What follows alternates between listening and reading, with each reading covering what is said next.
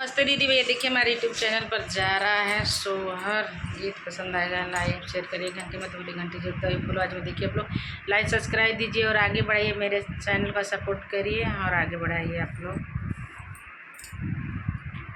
बाहर से सासू आवे बहुअर से अरज करें, बहुअर से अरज करें हो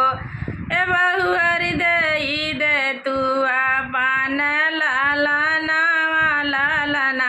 हम खेलाई लेती हो ए बहुअर दई दे तू अपन लाला हम खेलाई लेती हो। पापा जी के बेटी हाई ससुरु के पतो ही हाई हो ए सासु पिया जी के हाई हम धानिया लालनवा तू खेलाई ले तू हो ए सासु पिया जी के हाई हम धानिया लालनवा तू खेलाई ले तू हो। बाहर से ननदो आवे भौजी से अरज करें, भौजी से अरज करें हो ए भौजी दई दे तू अपन लाला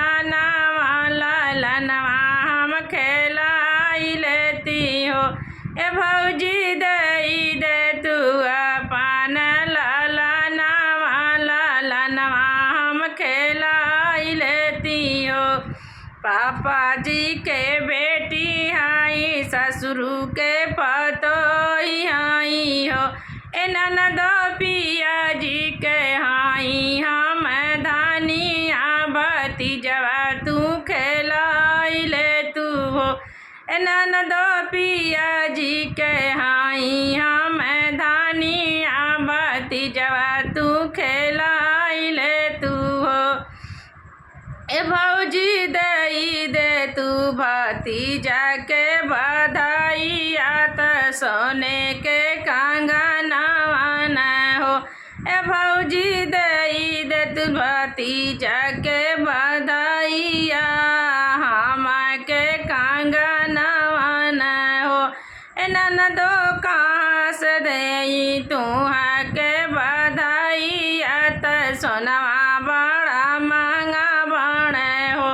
ए ननदो कहाँ से देई तोहरा कृष्ण कंगनवा त सोनवा बड़ा महंगा बने हो ए भौजी नहीं चाहिए हम के बधाइया कंगनवा भतीजवा हमर जुग जुग जिया लाला नवा तोहरो जुग जुग जिए हो ए भौजी नहीं चाहिए हम के बधाइया भतीजवा हमरो जुग जुग जिया लाला नवा तोहरो